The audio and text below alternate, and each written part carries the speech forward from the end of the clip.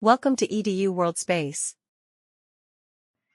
In this exercise, we have an electron that has a mass m and an initial velocity along the x-axis that has a value v0, so v0 is horizontal. And the electron is subject to a force that has x component f0 and y component 0.3 times f0, where f0 is just a constant. And our goal is to find both the equation of the path of the particle and the speed of the electron at any time. In order to do that, we need to remember some points. First, we need to remember that according to Newton's second law, the force, the sum of the forces in a particle is equal to the mass of the particle times the acceleration. Second, we need to remember that the acceleration is equal to the derivative of the velocity with respect to time.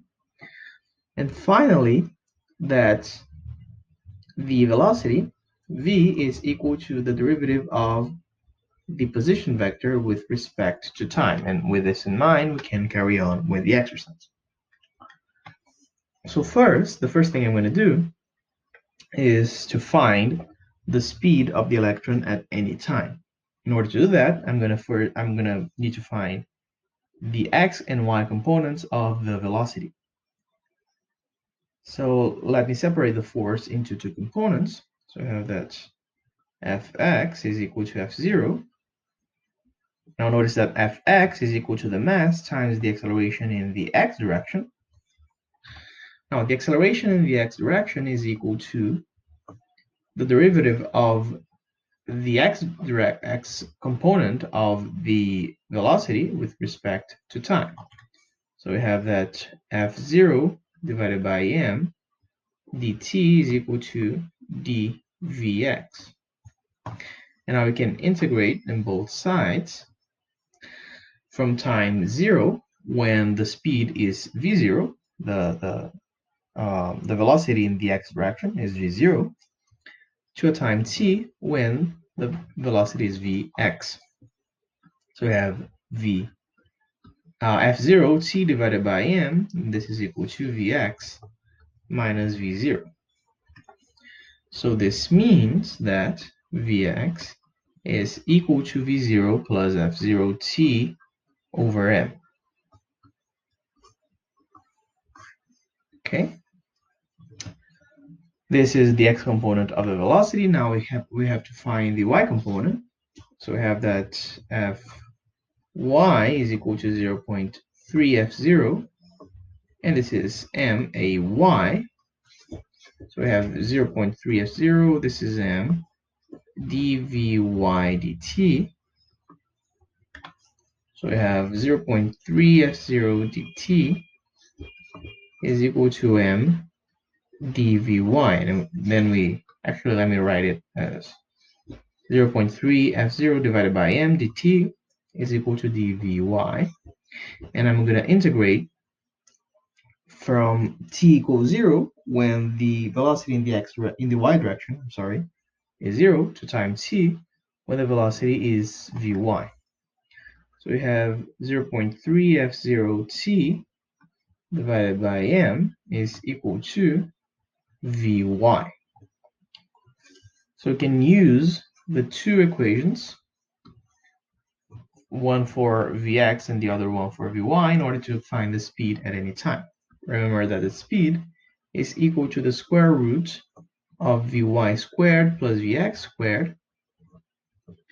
We have that this is the square root of vx squared, so that's f0t divided by m plus v0 squared plus 0.3 f0t divided by m squared. So this is the speed at any time. This is the first part. And in the second part, I'm going to find the trajectory, the equation of the path of the particle.